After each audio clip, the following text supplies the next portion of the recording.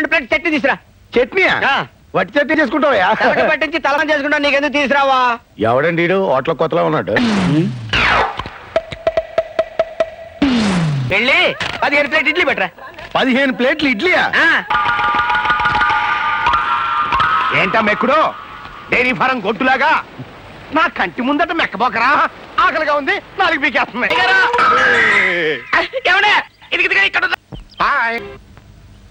ఆ 2వ table coffee ఎవరా? ఏం కావాలి బాబు? ఓ మినపట్టు పడరా. మినపట్లేదు లేదా? అప్పుడే అయిపోవడమేంటి? నువ్వు వస్తావు మేము కలగన్నామంటాయా? పిండి అయిపోయింది. చపాతీ కావాలా? సరే పడరా. సింగిల్ చపాతీ. కప్పు మీద పెంకులు దిక్కులేదు కానీ బోర్డు మాత్రం షోక్గా పెట్టాడు.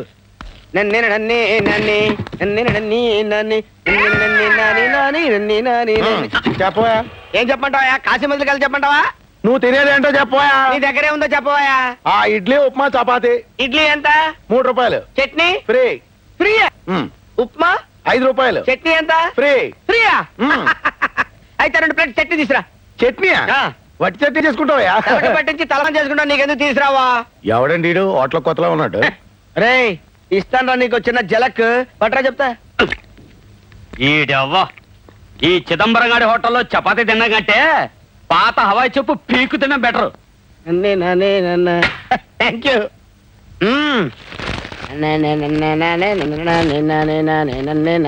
జబరొట్టి చట్నీ తింటే హ్యాపీ హ్యాపీ హ్యాపీ. ఏం చేసుకుంటారు ఏడికి ఎందుకు?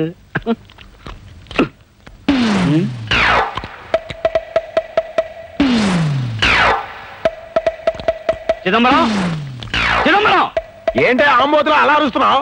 ఏరా నేను మినపట్టు అడిగితే పిండి లేదన్నావు. అవును. దిబ్బరొట్టుకి ఎక్కడి నుంచి వచ్చింది పిండి? దెబ్బ రొట్ట. నేను బిల్లి ఉన్నాను.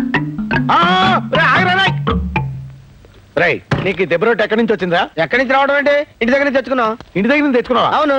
ఆగు, చట్నీకి డబ్బు. చట్నీ ఫ్రీ అని చెప్పావు కదా. ఫ్రీ అంటే విడిగా ఫ్రీ కాదు, టిఫిన్ తో కలిపి ఫ్రీ అన్నాను. అవును, నువ్వు టిఫిన్ ఇవ్వలేదు కదా.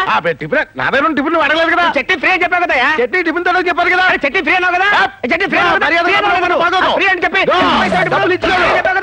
అప్పాజీతో గొడవ పడుతున్నావు. అప్పచ్చా ఇన్ని ముందే తెలుసా? తెలియకపోవడం ఏంటి? ఈయన డ్రైవర్ గా పనిచేస్తున్నాడు.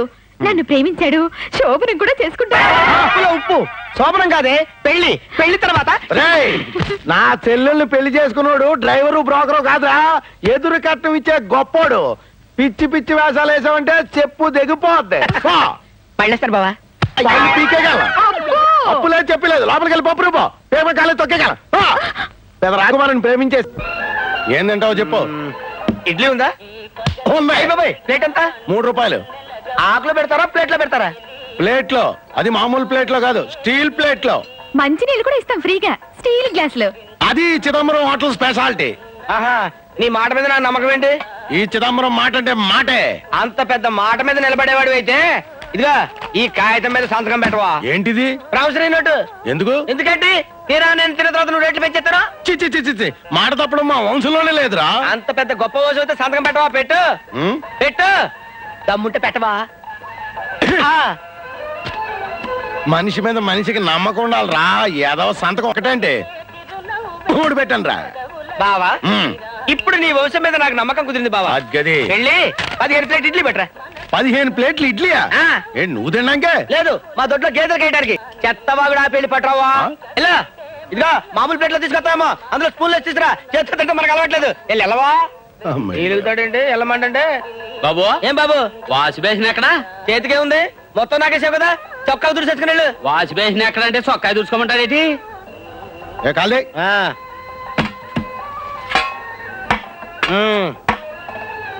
ఏంటా ఈ ఇడ్లీయా టాబ్లెట్లా? టాబ్లెట్ లాంటి ఇడ్లీ. ఏంటి అక్కడ పెడతాడు మంత్రులు? ఇలా తీసురా. చేతికి అక్కర్లేదా బావా? మొత్తం బిల్ ఎంత? 45 రూపాయలు. ఏంటి 45 రూపీసా? చీప్. చిచ్చి, చాలా చీప్ హోటల్ అనమాట. ఇదిగో 50 రూపీస్. 5 రూపాయలు టిప్ ను ఉంచుకో. ఏం బడాయి.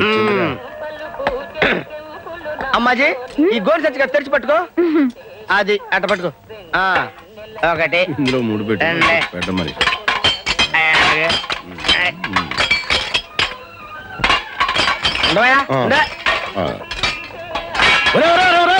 ప్లేట్లు గ్లాసులు గోన్ సంచులు పడేస్తున్నాడు. నువ్వే కదా చెప్పావు ప్లేట్ ఇడ్లీ 3 రూపాయలని. 15 ప్లేట్లకు 45 రూపాయలు ఇచ్చాను. 5 రూపాయలు టిప్ కూడా ఇచ్చాను కదా. ప్లేట్ ఇడ్లీ అంటే ప్లేట్ తో కలిపి కాదు. నువ్వు ఇలాంటి లిటికేషన్ పెడతావని తెలిసి ఈ కాగితం మీద సంతకం కూడా తీసుకున్నాను.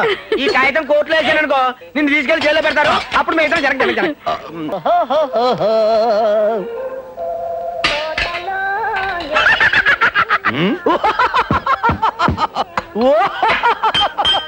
ఈ అప్పాజీ గడేంటి ఇవాళ బిల్లు ఎగ్గొట్టడానికి లేటెస్ట్ ఐడియా ఏదో ఎత్తనట్టున్నాడు.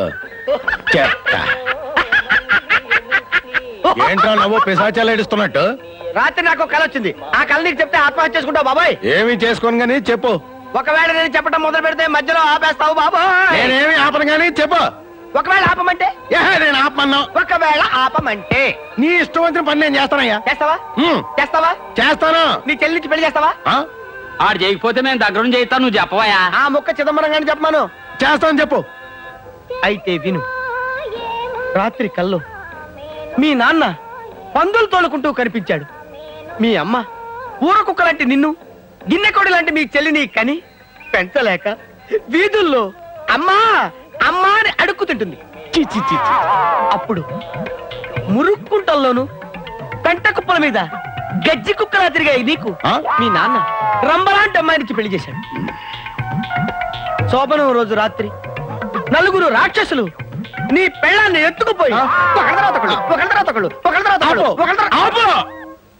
ఆ, మధ్యలో ఆపేశావు. నీ చెల్లెలు ఇచ్చిన పెళ్లి చేయాలి. మోసం చేసావు. మోసం ఏంట్రా? నీకు అమ్మాజీకి దగ్గరుండి మేం చేస్తాం పెళ్లి. ఒరే దండలు అడగండి రా. ఇదిగోండి దండలు. దండలు మార్చుకోండి. అలాగే తప్పకవయ్యా. బావా మమ్మల్ని ఆశీర్వదించు బావా. మిమ్మల్ని కాకపోతే ఇంకెవరిని ఆశీర్వదిస్తాను? రా మాజీ. అన్నయ్య అయినా బాధగా ఉంది. బాధెందుకు బావా? నా చెల్లికి చిన్నప్పుడే పెళ్ళయింది. కానీ పెళ్ళైన 2వ రోజునే దేవుడు లారీ రూపంలో వచ్చి దీని మొగుడిని ఎత్తుకుపోయాడు. అరగంట క్రితం వరకు నా చెల్లి విడో. విడో? మామూలు విడో కాదు బావా, యంగ్ విడో. మొగుడు పోయిన 3వ రోజునే నలుగురు దుర్మార్గులు దీన్ని తీసుకుపోయి మానభంగం చేసేశారు. మానభంగమా? ఇందాక నీకొచ్చింది కళ, ఇది వాస్తవం బావా. నన్ను క్షమించప్పాజీ. పర్వాలేదమ్మాజీ. పద రాజమండ్రి వెళ్దాం. రాజమండ్రా? ఎందుకు?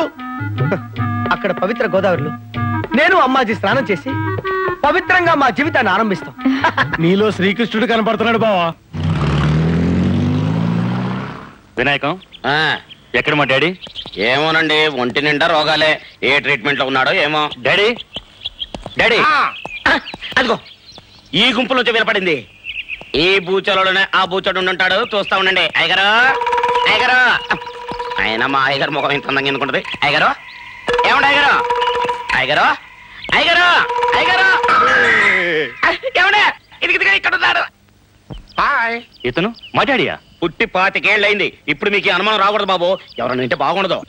అంచెసల పుట్టిన ఎదవా, ఆ పైపు తీసుకుని మొహంగా. మట్టిలో మాణిక్యంలాగా, మురికిలో ముత్యంలాగా, బూడిదలో బొగ్గులాగా ఎంత అందంగా ఉన్నారండి. చనిపడుతున్నారు. ఈ రోగాల బుట్ట ఎక్కడున్నాడో ఏమో. అయ్యగారు అయ్యగారు అయ్యగారే అయ్యగారు.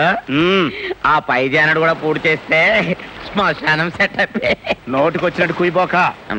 ఇది రక్తపోటు తగ్గడానికి రా. ఏం ఫోటోనండి. మా పేదోళ్ళు ఇంత తినటానికి ఎన్నో అవస్థలు పడతారు. మీ పెద్దోళ్ళు ఏమో తిన్న జరగటానికి ఇన్ని పాటలు పడతారు.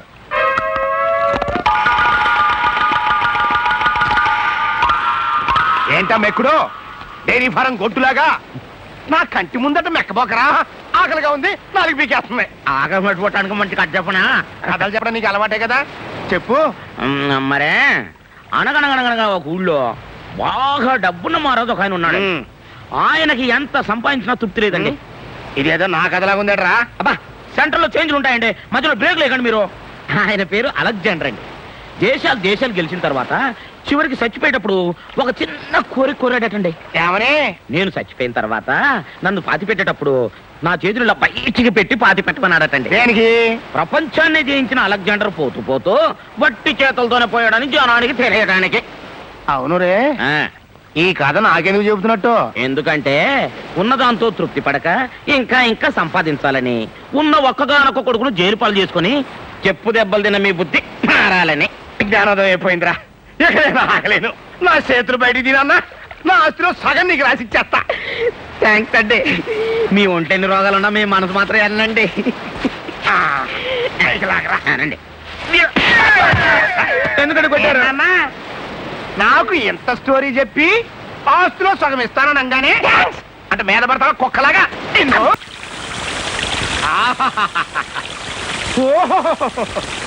ఏయ్, ఆ. చల్లగా సమ్మగా ఉందిరా. అంతేలేండి, బాబు కొడుకులు విడిపోయారు కదా, మీకు సమ్మగానే ఉంటది. అన్ సీజన్ లో పుట్టిన వాళ్ళం కదా. నార్మల్ ఆఫ్ సీజన్ లో అంచెదు నీకు నాకేంట్రా కమ్మడి సీజన్ లో పుట్టినండి. అది సరిగానే ఒక కమ్మడి కథ చెప్పరా. ఆ, అనగనగనగనగనగనగా ఒక ఊళ్ళో ఇద్దరు ప్రాణ స్నేహితులు ఉన్నారండి. వాళ్ళిద్దరు జాయింట్ గా రత్నాల వ్యాపారం చేసేవాళ్ళండి. ఒకరోజు వాళ్ళిద్దరు పట్టణానికి బయలుదేరారండి. ఇదేదో నా కథలాగా ఉందేంట్రా. సెంటర్లు చేంజ్ అవుతులేండి. ఓహో. ఇలా వాళ్ళిద్దరు కలిసి అడవిలో పోతుండగా సడన్ గా ఒకడు కాలు జారి గోతులో పడిపోయాడండి. అరే పాపం కాలు ఇరిగిపోయిందండి. పాపం. ఒక్కడు కూడా ముందుకెళ్ళకపోతున్నాడండి. అప్పుడు ఆ రెండో వాడు కాలు ఇరిగినోడి దగ్గర ఉన్న రత్నాల్ని కాజేసి పారిపోయాడండి. ఆ తర్వాత ఆ పారిపోతున్న దొంగలు పట్టుకుని పీక పిసికి చంపేసి ఆడి దగ్గర ఉన్న రత్నాలు తీసుకుని వాళ్ళు పారిపోయారండి. అంటే కాళ్ళు ఎరగొట్టించుకుంది చక్రపాణి, పీక బిసికి చంపించుకుంది నేను. ఇయే కదా రెండు పాత్రలు. అంతేకనండి మరి. కానీ మీరు భలే సురుకండి, ఇట్టే పట్టేస్తారు. నువ్వు మాత్రం కథలు ఎంత అందంగా అల్లుతావో. థాంక్స్ అండి. అటవలేంటి నాన్న. ఝన్ ఝన్ ఝన్ తెలుగు వన్